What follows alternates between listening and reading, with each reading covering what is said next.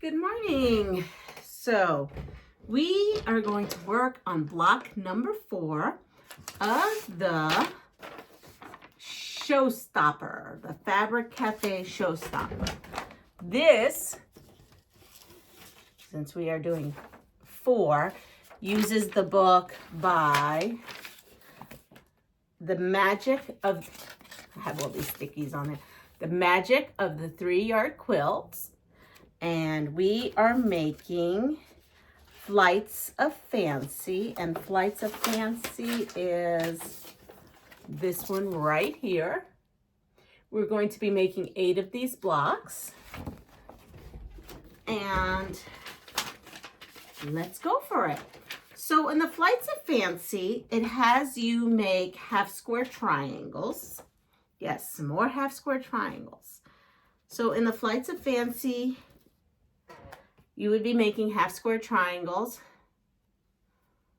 You would be, and we've made tons of these while we have been doing this ShowStopper. So I showed you many different ways of doing half square triangles between this video and other videos. And so you're just going to make half square triangles. You're going to follow the directions. Then what you're going to do is you're going to trim them to size. And then you're going to take these 2 half square triangles and you would sew them. And then when you sew them, you would get something that looks like this, which is like a flying geese. Well, then I got thinking I didn't want to do all those half square triangles. So what I did was, these are cutoffs from other things that I was playing with. So in the book, you're making the half square triangles like that, and you're sewing them, and then you're putting your border on the top and on the bottom. That's the way it's in the book.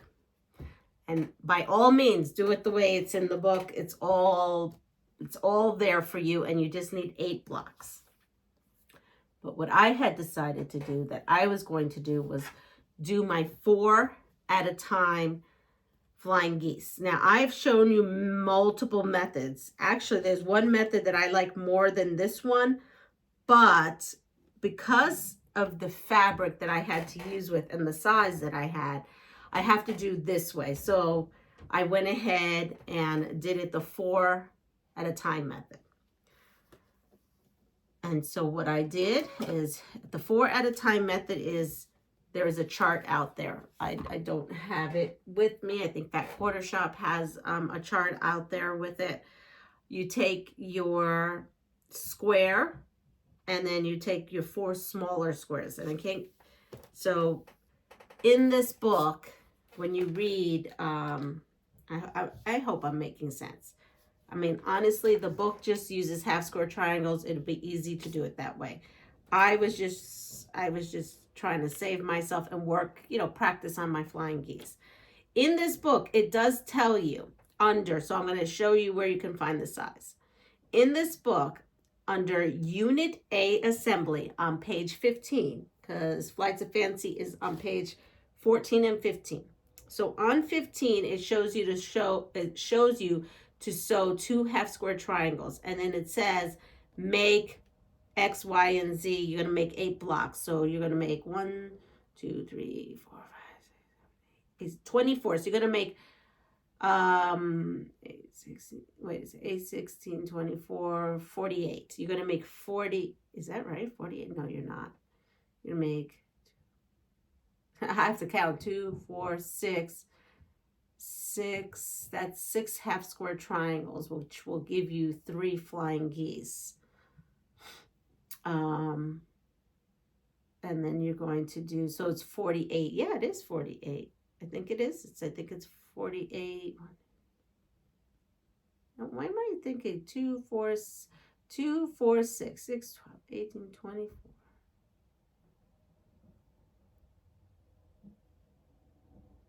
Yeah, 48. Okay, I don't know why. Okay, so you would be making 48 flying geese, okay? And then 48 half square triangles. And then you would be making them into 24 flying geese units, which would look like this once you sew the two together.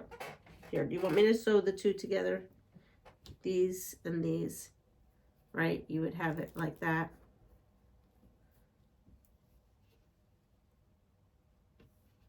Right?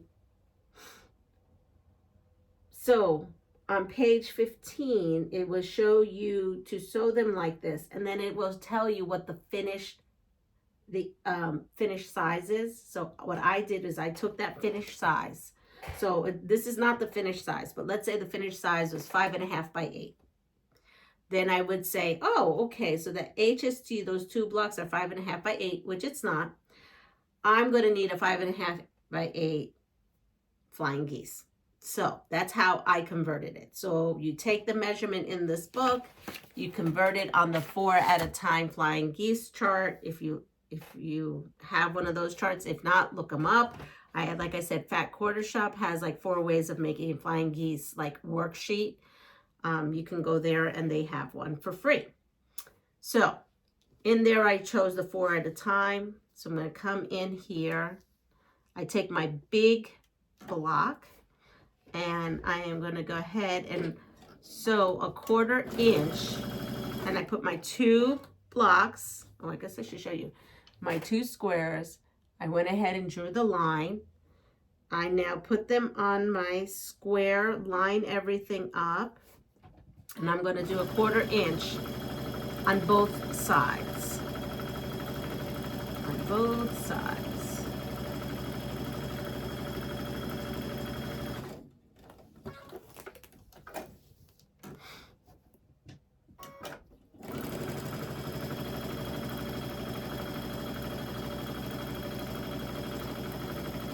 And I'm going to show you what that looks like.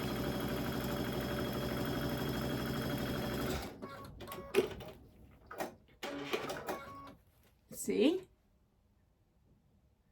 And then I'm going to go ahead and cut. But you know what? This is not long enough. So I'm just going to use my little tiny scissors here because this is what I have. I'm making do because I don't want to get up. So we come in here and you cut on the line. See, it doesn't matter. You don't have to have all the fancy tools. And you end up with this. Now we are going to come here and we are going to press these wings out. We are going to start pressing the wings out. And I'm going to press the wings out. And you should have it so it looks like a heart, right?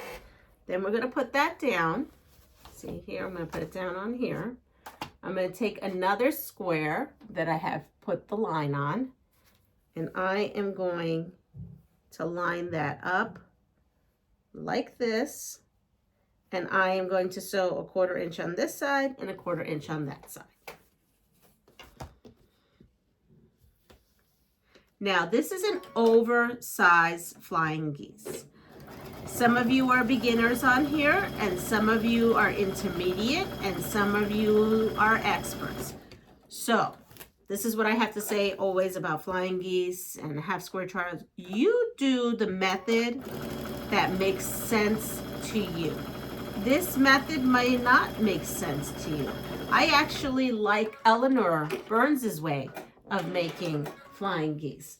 But you know what? It's good to learn things. It's good to learn different ways, because sometimes you may not have the size scrap or the size fabric to make the Eleanor Burns way, and then you have to do the four at a time. Sometimes you don't even have enough fabric to make this way, and then you make it the other way, which I have done, which is the 1 at a time, and that's okay too. So I come here, and I'm gonna have 4, right? Because there's another one here, and another triangle. I'm just not going to do it right now. So now we're going to have to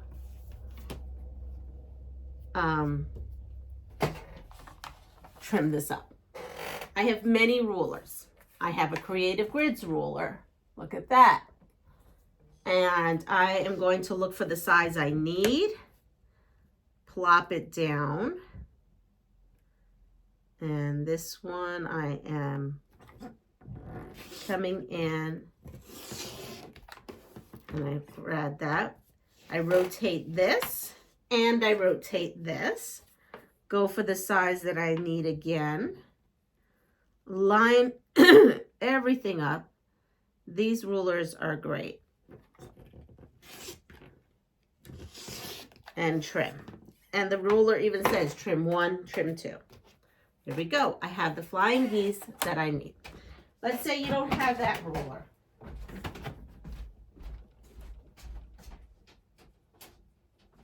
Here's another ruler I have. I know you've seen this because I've used this when I do the Eleanor Burns way. Because I actually don't have her Quilt in a Day flying geese rulers. I'd like to have them, but like how many flying geese rulers does one person need? So, I mean, in my case, I need more than one because I'm going to take, since I'm going to take one with me to Puerto Rico and leave it there with my sewing stuff. So now with this, it's called the wing clipper, Deb Tucker's wing clipper. So I'm going to find the size I need. Wait a second, this may not even have the size I need. Wouldn't that be funny? This may not have the size I need. Let's see.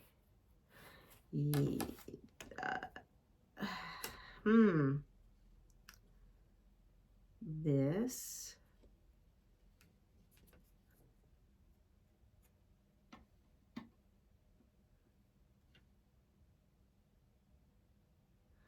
This actually may not have the size I need. That's the one thing about this. Let's see. Oh, wait, there it is. Okay, it does. It does. Sorry, had to look. Okay, so it does. So there it is. I come in here. It has a little point there. I come in here and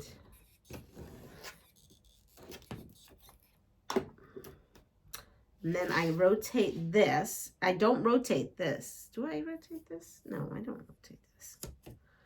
And then I come in here, right? I don't rotate this one. And I line it up. It's been a while since I've used this one. So that one gets rotated, this one doesn't. So look, two different rulers. It does the same thing. If I had the Eleanor Burns ruler, I would show you that one too, but I don't. So again, use whatever ruler. There's block rulers. Use whatever you want. You know what makes sense to you. So we're going to make, so that's what I did is I made flying geese instead, and then I just put 3 together like that. 1, 2, well, here we go. 1, 2, I already sewed. And then, because these are light, you can't really see it. And 3. And so we're going to sew 3 together.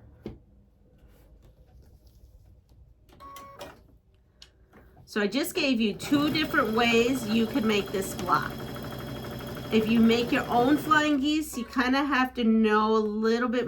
It'll be hard as a beginner. If you are a beginner, just follow the directions in the book, and then you will have no problems. And then again, the directions in the book is taking 2 flying geese. See, 2 flying geese. I'm just going to sew it for you. You know what? I'm just going to sew it for you so you can see.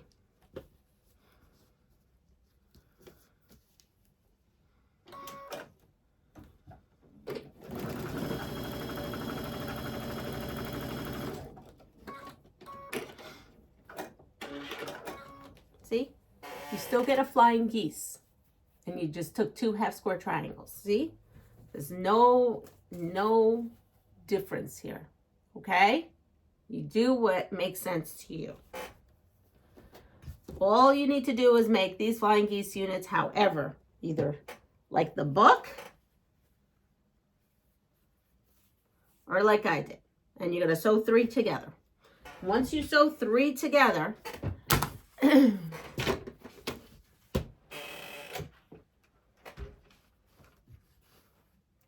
we are going to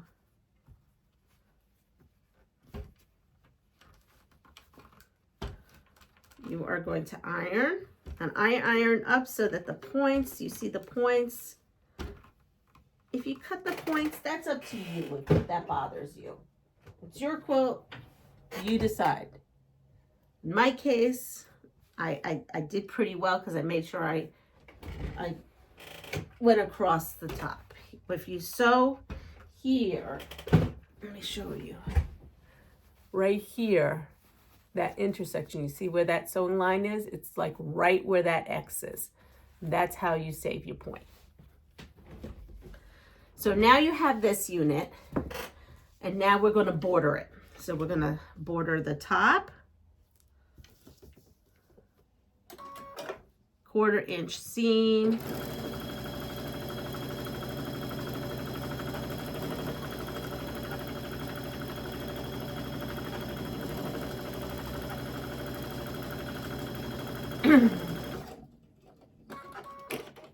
and then you're going to border the bottom or the other side, not the top, the sides. I don't know why I said the top, the sides, sorry. I'm a little all over the place today, aren't I? Explaining this. And it's probably best to sew, and I will show you with this border facing down. I kind of took a gamble that I'm not missing my points. Let's see. Nope, I did pretty good. Okay, I got lucky. All right, yes, because all my points are there still. All right, so let's do that again. We have this. We're going to take 2 of our border pieces to make sure that if you want to save your points really well, you can sew like this so that when you get slow, you can see where it intersects. And then you just kind of go slow in that spot. There we go.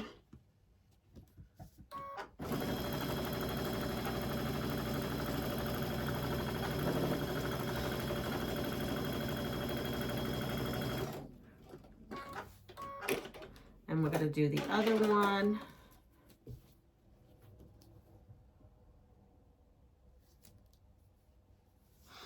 I'm going to line everything up.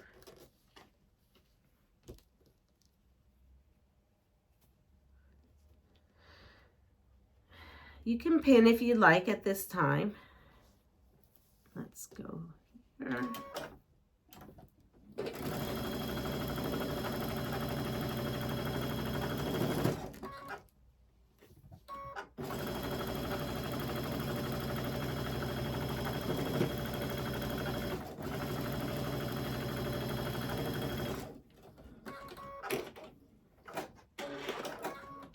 And here you go. So now we are going to come and get our ironing mat here. And I am going to press and press that.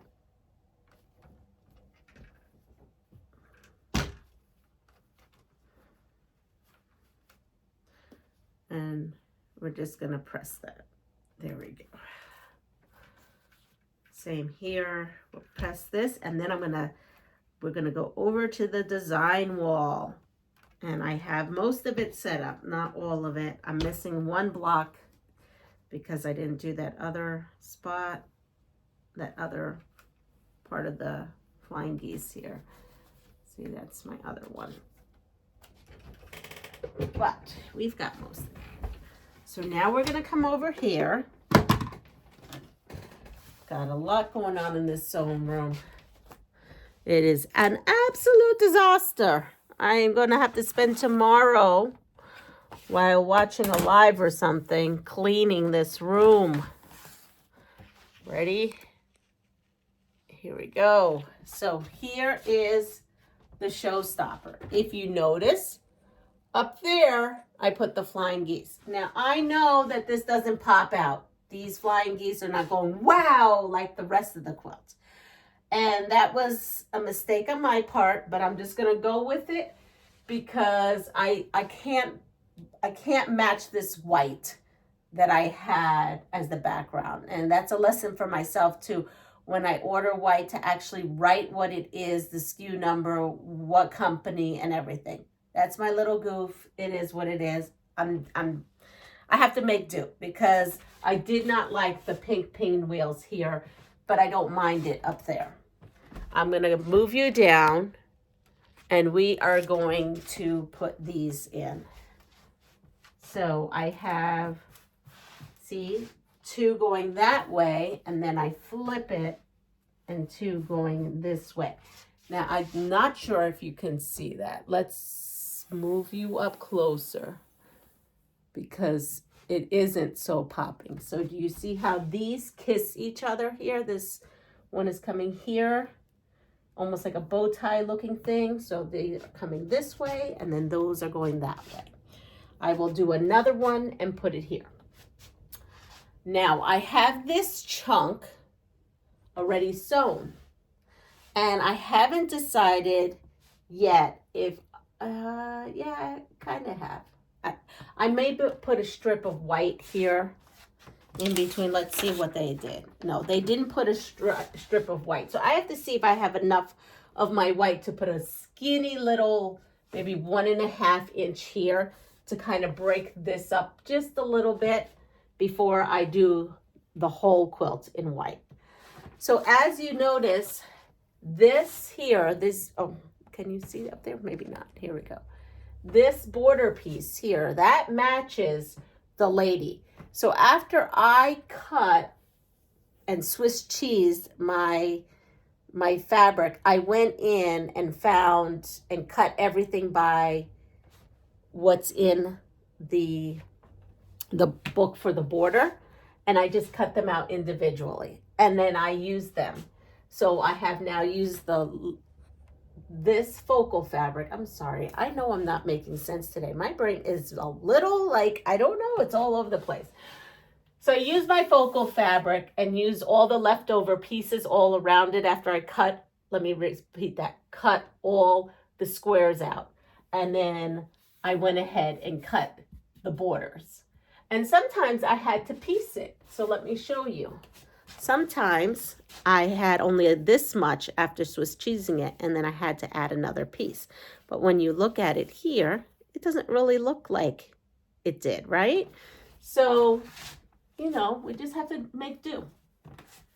So I had enough that I got the borders in for the focal. So that means I had a nice big chunk of this left.